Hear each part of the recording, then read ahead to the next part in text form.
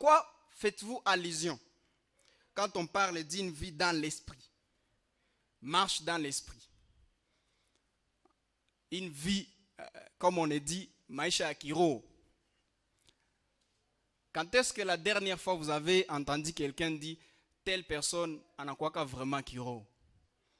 Quel est l'effet qui s'est passé ou qui a fait en sorte qu'on proclame cela? Je ne sais pas pour vous, mais pour certains, ce qui leur donne plus d'assurance, si vous observez, peut-être si vous l'avez entendu, peut-être c'est votre cas, c'est le fait d'être né et d'avoir grandi dans une famille chrétienne. Pour lui, ça lui donne une grande assurance parce que non, de toutes les façons, mes parents m'ont élevé depuis l'écodime et jusqu'à présent, je suis dans la famille chrétienne. Pour moi, c'est une grande assurance que je suis enfant de Dieu, je suis sauvé, j'ai la vie éternelle, j'ai le salut. Pour quelqu'un d'autre, c'est d'avoir parlé en langue. Il va te dire, ah, moi je me souviens un jour, j'ai parlé en langue. Et c'est là, pour moi, c'est vraiment une assurance que Dieu m'a sauvé. Pour vous, c'est quel fait? Le fait d'aller à la montagne peut-être témoigne pour que c'est une vie dans l'esprit. Maisha ya kiroho. Qu'est-ce qui témoigne pour vous? Pour certains, c'est cela. Donc, moi, 3 fois, 4 fois, je jeûne la semaine ou peut-être les mois. Une seule fois, je pars à la montagne. Et je prie, je danse. Et c'est là ma vie. C'est une vie dans l'esprit. Ni maisha ya kiroho. Et pour vous? Peut-être il y a d'autres. Il y a d'autres faits, d'autres narratives que vous avez entendues. Pour quelqu'un a dit, voici pour moi ce qui prouve que je suis dans l'esprit. Et peut-être quelqu'un, un jour vous avez entendu quelqu'un crier, et vous dites, oui, en tout cas le mouton n'a qui ça. Et à chaque fois qu'il prie, tu sens qu'il est dans l'esprit. Et c'est ça pour vous.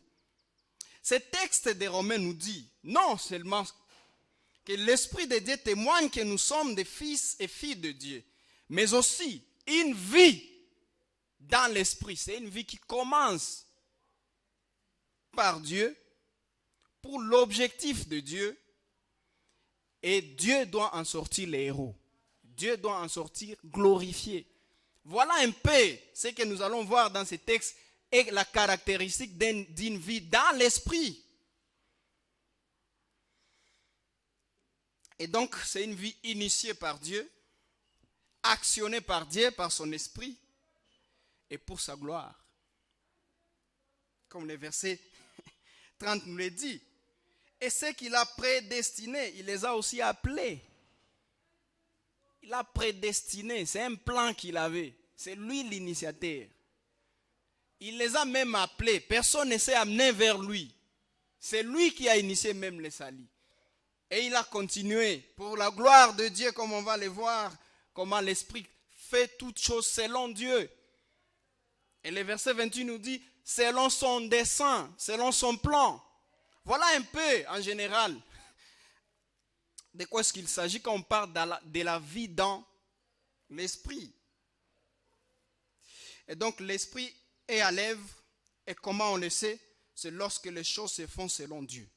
C'est là que je suis sûr que l'esprit est à l'œuvre. Et c'est cela mon but ce matin. À votre sortir de cette salle, que si votre foi est en Christ, soyez rassurés que vous serez avec lui. Quel que soit ce qui se passe dans votre vie, quel que soit ce qui arrive dans votre vie. Car il a préparé votre salut, il y a travaillé, et il a un but pour ça. Il n'a pas fait par hasard. Et qu'en ayant cette assurance, vous viviez dans l'esprit. Vous viviez selon Dieu. Et comme nous allons le voir, ce texte peut être divisé en 2 parties. La première, nous allons voir du verset 26 au verset 27, il y a l'intercession selon Dieu. Et la deuxième partie du verset 28 au verset 30, il y a une description rassurante du salut. Et enfin, on va mettre ces 2 choses ensemble en termes d'application, la vie dans l'esprit. De quoi est-ce qu'il s'agit? Venez avec moi, verset 26. De même aussi, l'esprit nous aide dans notre faiblesse. Notez, de même aussi, évidemment, ça veut dire que c'est une idée qui commence d'humilier, c'est qu'il y a une idée qui précède. De même aussi, et parce que ce qui précède, il vient de nous le dire, verset 4, commençons avec le verset 1. En effet, nous sommes toujours dans le chapitre 8. En effet, la loi de l'esprit de vie en Jésus-Christ m'a affranchi de la loi du péché et de la mort. Verset 4. Et cela afin que la justice de la loi soit accomplie en nous qui marchons non seulement selon la chair, mais selon l'esprit. Il continue à témoigner, à nous donner une liste de choses que l'esprit fait. Évidemment, il est à l'œuvre, qui témoigne que nous avons l'assurance de notre salut. Alors il continue dans cette liste, et c'est pourquoi au verset 26, il dit, de même aussi, non seulement l'esprit témoigne que nous sommes des enfants de Dieu, mais aussi l'esprit nous aide dans notre faiblesse. Et donc pour les rassurer que nous sommes faibles, mais souvenez-vous, l'esprit nous aide dans cette faiblesse. C'est ce qu'il est en train de dire. Identiquement, de même aussi, de même que l'esprit témoigne que nous sommes enfants de Dieu, de même l'esprit également nous aide dans notre faiblesse. Mais pourquoi nous sommes dans la faiblesse, souvenez-vous, quand nous lisons Genèse 1, on nous dit que tout ce que Dieu a créé, y compris l'homme, était bon. Donc l'homme a été créé parfaitement. Et si vous êtes dans la perfection, on ne peut pas parler de faiblesse. Mais évidemment, avec la chute, comme Adam et Ève ont décidé de désobéir à Dieu, cela a conduit à une faiblesse. Et donc vous et moi, nous héritons cette faiblesse parce que nous naissons étant morts spirituellement. Nous naissons en ayant la nature d'Adam. Et nous naissons donc de cette faiblesse qui existe toujours. Mais dans notre faiblesse, on nous dit, l'esprit nous aide. Car nous ne savons pas ce qu'il nous convient de demander. Et donc les premiers problèmes dans la prière, ou quand nous parlons à Dieu, viennent de ce que nous sommes faibles. Ce n'est pas d'abord la forme de la prière. Ce n'est pas est-ce que j'ai pris en étant debout, est-ce que j'ai pris en étant assis, est-ce que j'ai pris en m'agenouillant, est-ce que j'ai pris en étant à la montagne. Ce n'est pas même les moments ou les lieux où on va prier. Le vrai problème d'abord, c'est la faiblesse. Et nous sommes dans cette faiblesse. Et pour un chrétien, on nous dit maintenant, pour votre salut, ne vous laissez pas distraire par votre faiblesse et douter de votre salut. Non, parce que dans la même faiblesse, l'esprit vous aide. Et donc, l'une des tragédies de la chute d'Adam est que tout le monde est né avec cette faiblesse. C'est tellement crucial. Pourquoi? Parce qu'il nous dit, de même aussi que l'esprit nous aide dans notre faiblesse, car nous ne savons pas ce qu'il nous convient de demander dans nos prières. Pourquoi je dis que c'est crucial? Parce que ce qui est plus important, c'est notre relation avec Dieu. Et la relation avec Dieu, ça veut dire Dieu me parle, moi je lui parle. Et cela se passe par les prières. Alors on nous dit que nous sommes dans une position de faiblesse, que cela ne se passe pas comme ça devrait se passer. Parce que d'abord, nous ne savons pas ce qu'il convient de demander. Donc ce n'est pas même que nous ne savons pas prier. Donc vous pouvez savoir prier, mais le contenu de la prière, c'est ça le problème. Alors il dit, l'esprit nous aide dans cette faiblesse. Dans cette faiblesse, nous ne savons pas ce qu'il convient de demander. Donc, dans nos prières, d'où le problème, c'est le contenu et surtout, comme je viens de le dire, dans les circonstances les plus précises. Et quand nous souffrons, la partie que Hassan a bien lu pour nous, il y a même des souffrances qui arrivent et qui conditionnent malheureusement nos prières. Nous prions selon les circonstances. Donc les contenus de nos prières dépendent maintenant de ce que nous observons. Alors il nous dit, la vie dans l'esprit, souvenez-vous, vous êtes faible, mais il y a quelqu'un qui plaide à votre faveur. Il intercède pour vous. Et comment l'esprit le fait? Verset 27 devient intéressant. Et celui qui sonde le cœur connaît quelle est la pensée de l'esprit, parce que c'est selon Dieu qu'il intercède en faveur des saints. C'est selon Dieu qu'il intercède en faveur des saints. Et donc la question était, qu'est-ce qui fait de l'esprit ou de la prière de l'esprit de spécial par rapport à ma propre prière? Ce n'est pas seulement parce que c'est de l'esprit. Non, on dit, c'est parce que l'esprit le fait selon Dieu. Nous ne le faisons pas selon Dieu, nous ne savons même pas ce qu'il convient de demander. Il venait de parler de souffrance, évidemment, dans les versets un peu plus haut.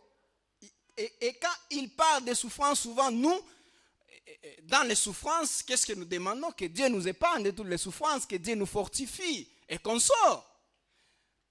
Mais on nous rappelle que même ce que nous demandons, nous ne savons pas ce qu'il convenait de demander. Mais l'Esprit nous aide dans cela. Pourquoi? Parce qu'ils les font selon Dieu. Arrêtez-nous un peu et analysons ces versets. Parce que c'est selon Dieu qu'il intercède en faveur des saints. Je suis en train de me demander, de me poser la question, pourquoi on n'a pas seulement dit que l'Esprit nous aide dans nos faiblesses?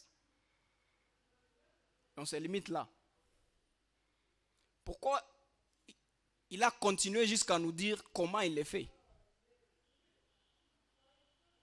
Moi je pense, non seulement ça nous donne une assurance qu'il le fait très bien, mais il nous informe aussi comment on devrait le faire. On devrait prier. Le contenu de notre prière devrait être un contenu selon Dieu, selon les désirs de Dieu, selon la volonté de Dieu. Et donc, c'est comme s'il vient de nous révéler quelque chose, ce qui doit être fait. Et donc, la vie dans l'esprit, c'est une vie qui se vit selon Dieu. Et comment alors je sais cette volonté de Dieu dans ma prière? C'est pourquoi on demande toujours aux chrétiens de prier selon ce que la Bible dit. Et donc comment vous saurez que vous avez les désirs de Dieu, la volonté de Dieu dans vos prières, dans des circonstances particulières, si vous n'êtes pas en relation personnelle avec Dieu? C'est impossible. Si lui le fait selon Dieu, c'est parce que lui, l'Esprit de Dieu, il est avec Dieu. Et c'est là on dit, il sonde même le cœur. Il a cette volonté de Dieu. Et on a cette grâce parce que Dieu a révélé cette volonté dans sa parole.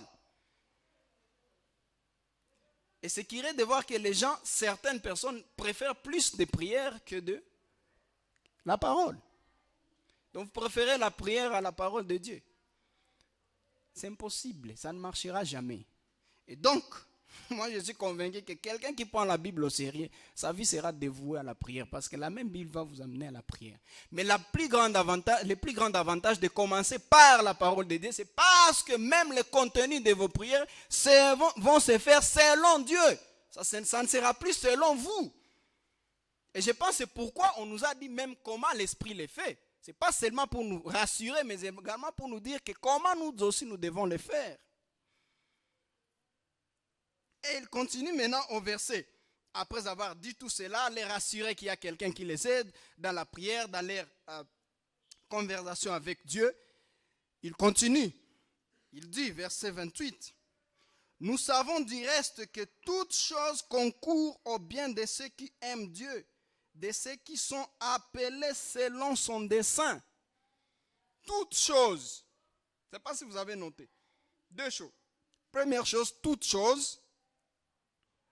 Ça veut dire que ce soit des bonnes choses, que ce soit des mauvaises choses, que ce soit des accidents, que ce soit des morts, que ce soit des souffrances, que ce soit l'adversité dans votre vie. On dit toute chose concourt au bien de ceux qui aiment Dieu.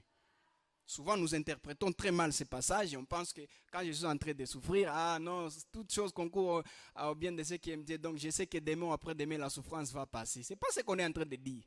Donc ça peut ou ne pas passer, mais tout concourt au bien de ceux qui aiment Dieu.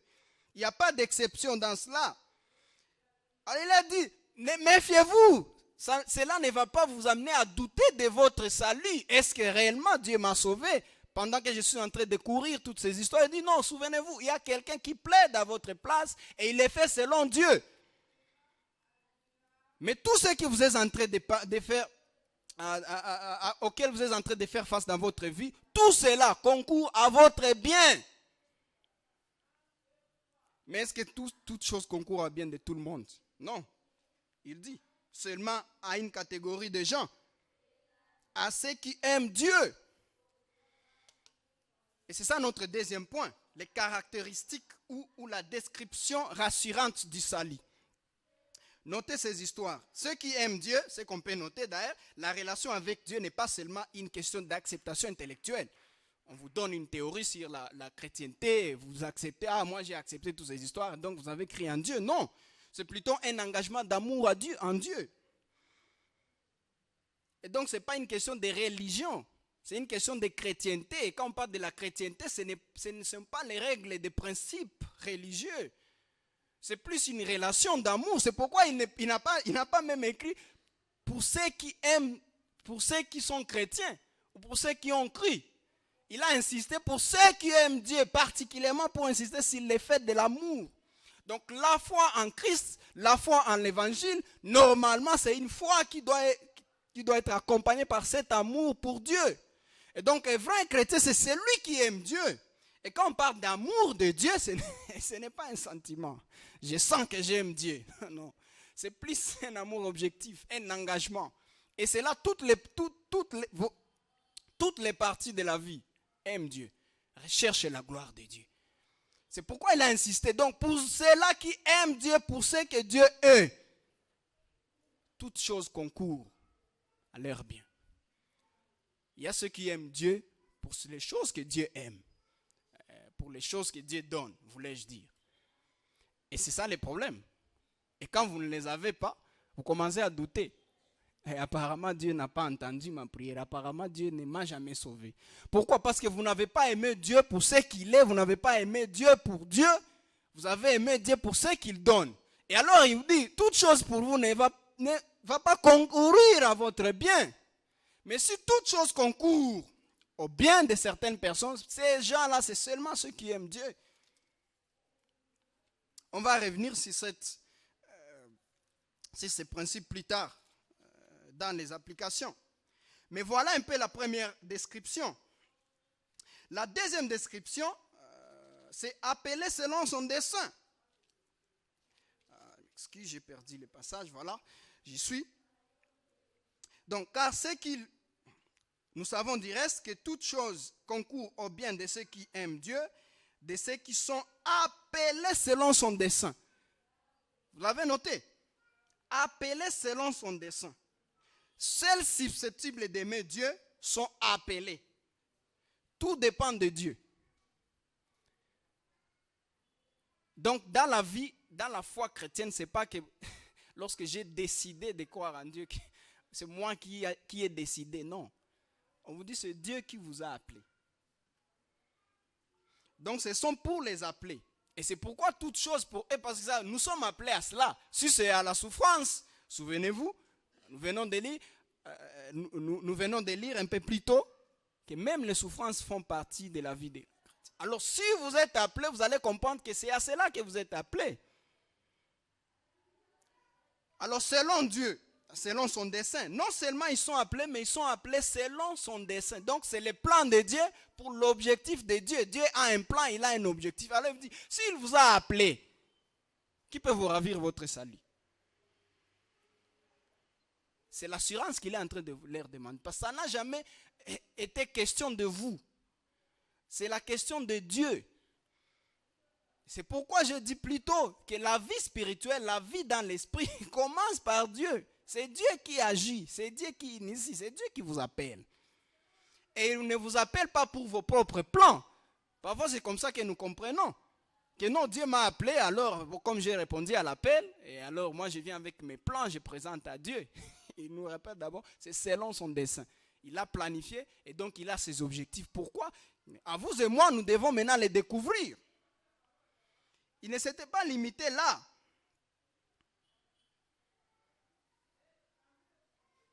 Il ne s'était pas limité là. Et donc là, on comprend maintenant pourquoi il a dit toute chose concourt au bien de ceux qui aiment Dieu.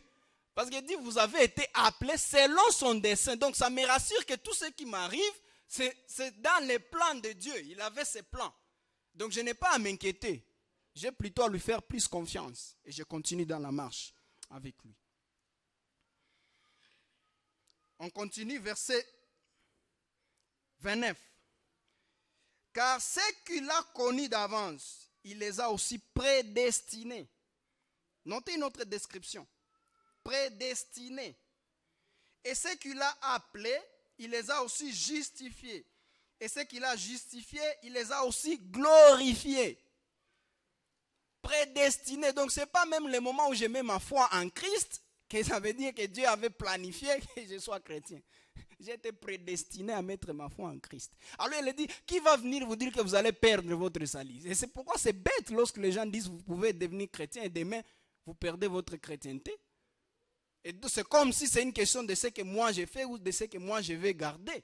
Pourtant on me dit que cela a été prédestiné. Et donc une fois que je suis devenu chrétien, il vous dit, c'est tout. Vous êtes et vous allez les demeurer pour de bon.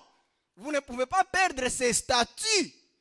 Parce que c'est lui qui vous a prédestiné, il vous a même appelé, mais aussi c'est selon son plan. Ce n'était pas par hasard, ce n'est pas que Dieu c'est un chat. Dieu ne t'attend pas, il a un plan, c'est son dessein, il a des objectifs. Et donc quand il vous a appelé une fois pour toutes. C'est pourquoi il insiste, vous avez été prédestinés. Et quand il parle de souffrance un peu plus tôt, c'est là qu'on comprend. Toute chose alors va concourir au bien de ceux-là qui aiment Dieu.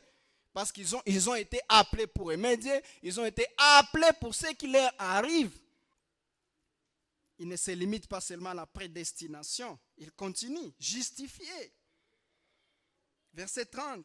Et ceux qu'il a appelés, il les a aussi justifiés. Justifié veut dire, ils sont acquittés de la culpabilité. Vous n'êtes plus coupable. Vous n'avez plus de dettes. Acceptés comme juste à travers Christ. Verset 1 du même chapitre, oui, dit ceci. Il n'y a donc maintenant aucune condamnation pour ceux qui sont en Christ. Pourquoi? Parce qu'ils ont été justifiés. Et c'est là depuis la fondation du monde. Qui vous séparera alors de l'amour de Dieu? Quelles que soient les souffrances, quelle que soit peut-être l'adversité, quel que soit ce qui m'arrive dans la vie, quels que soient même les péchés que je commets. Ce n'est pas que je suis en train de dire que le péché est bon, mais même les péchés ne peuvent pas me séparer de ce qu'il est en train de dire, parce qu'on a cette assurance de notre salut. Il a également dit, le même verset, il les a aussi glorifiés, verset 30. Il les a aussi glorifiés. Non seulement il les a justifiés, non seulement il les a appelés, il les a également glorifiés. Pourquoi c'est important de comprendre le terme glorifié? Parce que si nous venons dans les versets, le chapitre 3, verset 23, dit même Romains, le chapitre 3, verset 23 dit ceci. Car tous ont péché et sont privés de la gloire de Dieu, tous sans exception. Vous et moi, nous tous, nous avons péché. Nous avons été privés de la gloire de Dieu. Alors Dieu a décidé de se choisir un peuple qui va glorifier. Alors comme on a été privés de sa gloire, il dit, il nous a aussi glorifiés. C'est une restauration qui rassure. Et j'espère que vous avez noté que tout le temps qui est utilisé là, c'est le passé. Ce sont des choses qui ont été faites. Il les a appelés. C'est déjà fait. Il les a prédestinés. C'est déjà fait. Il les a justifiés, c'est déjà fait. Ce n'est pas que Dieu va me justifier demain ou après-demain s'il voit que je respecte ses commandements ou pas, s'il voit que j'aime l'église ou pas, s'il voit que je l'aime ou pas. Non, il l'a déjà fait. Et il m'a aussi glorifié. Je suis déjà glorifié en Christ. Ce que j'attends dans sa venue, c'est que je vois cette glorification en entièreté. Ça, c'est une chose. Notez la deuxième chose. Qui fait l'action? C'est vous. Nous nous sommes glorifiés. Non, c'est lui. C'est lui qui a appelé. C'est lui qui a destiné. C'est lui qui a prédestiné. C'est lui qui a justifié. C'est lui qui a glorifié. Tout, c'est Dieu. Pour quelle fin? Pour son dessein, pour son but. Tout, c'est pour Dieu. Voilà la vie qui est caractérisée par l'esprit. Une vie dans l'esprit. Tout, c'est Dieu qui fait. Dieu lui-même. Donc, non seulement Dieu a planifié le salut, et c'est ce qui me donne l'assurance, parce que si j'ai mis ma foi en Christ, ce n'est pas parce que seulement j'ai décidé, ce n'est pas mon choix. C'est lui qui a planifié même la façon et les jours, même les temps, où il va juste ouvrir mes yeux et voir, toi aussi je t'avais prédestiné, toi aussi je t'avais justifié. Et alors ça me rassure. Comme ça n'a jamais été une question de moi, c'est une question de Dieu. Et alors j'ai une garantie que je vivrai avec lui parce que ça ne sera jamais question de moi. Alors pourquoi les gens pensent que quand ils commencent à servir Dieu, ils le font par la peur de l'enfer? C'est parce que ceci n'est pas la réalité. Ils pensent que tout commence avec eux. Parce que j'ai la peur de l'enfer, alors j'essaie un peu d'être bon devant Dieu pour m'épargner de l'enfer. Et donc, l'usage du passé ici est une preuve absolue de l'assurance du salut. Alors, à quoi ressemble une vie dans l'esprit, en termes d'application, comme on est en train de définir? Une vie dans l'esprit commence avec Dieu. C'est Dieu qui sauve. Si vous essayez un peu de vous sauver, donc c'est déjà une preuve que vous ne vivez pas une vie spirituelle. Quelle que soit la caractéristique ou l'apparence que vous présentez au monde et qui fait en sorte qu'on vous qualifie de spirituel. Si ça ne commence pas avec Dieu, ce n'est pas une vie dans l'esprit. Et c'est une vie aussi pour Dieu. Et donc c'est l'Esprit de Dieu qui est à l'œuvre, c'est l'Esprit de Dieu qui est en train de me donner le désir d'aimer sa parole, le désir de lui parler, le désir de ressembler à Christ. Et j'ai la garantie que c'est possible parce que c'est lui qui est en train de travailler.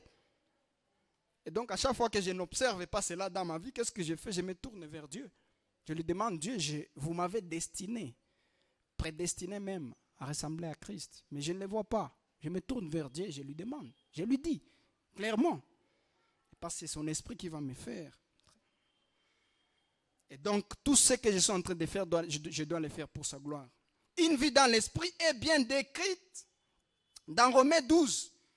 Évidemment, dans cette série, on ne va pas aller jusqu'à Romains 12. C'est pourquoi je préfère qu'on lise ces textes. Romains 12, 1 et 2. Dit ceci, pour voir une description d'une vie caractérisée, d'une vie dans l'esprit.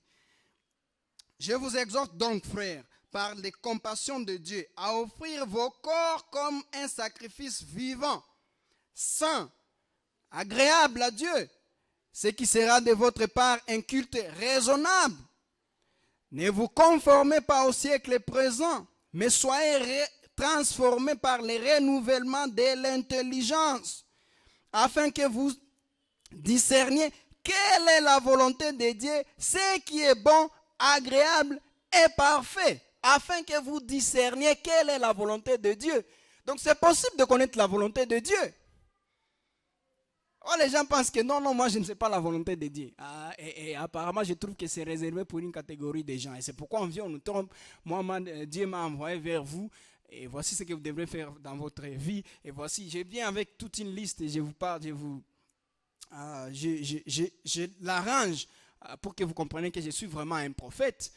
Parce que pour vous, vous pensez que de vous-même, vous ne pouvez pas connaître la volonté de Dieu. Mais ici, c'est clair. On nous dit que c'est possible.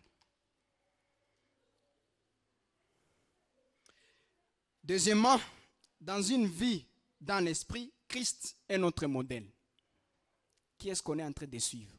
Voilà la preuve que si je suis spirituel ou pas. Quel est ton modèle? Parfois, les gens se comparent aux autres. Ils disent, bon, je ne suis pas encore au niveau de tel ou tel. Non, le modèle, c'est Christ. Le modèle, ce n'est ni pasteur, ce n'est ni votre chrétien, les chrétiens que vous admirez. Le modèle, c'est Christ. C'est Christ que je dois imiter. Mais la question, est-ce que vous passez le temps pour connaître ce Christ? Est-ce que dans votre vie, il y a un temps où vous dites, ça c'est un temps que j'ai dédié à la parole de Dieu et dans l'objectif de connaître ce Christ parce que je dois l'imiter.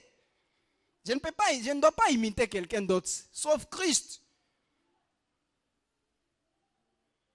Et donc, la connaissance sur Christ ne suffit pas. Il faut une connaissance de Christ. Et c'est une question de relation avec Dieu, avec Christ. Ressembler à Christ doit être même notre objectif.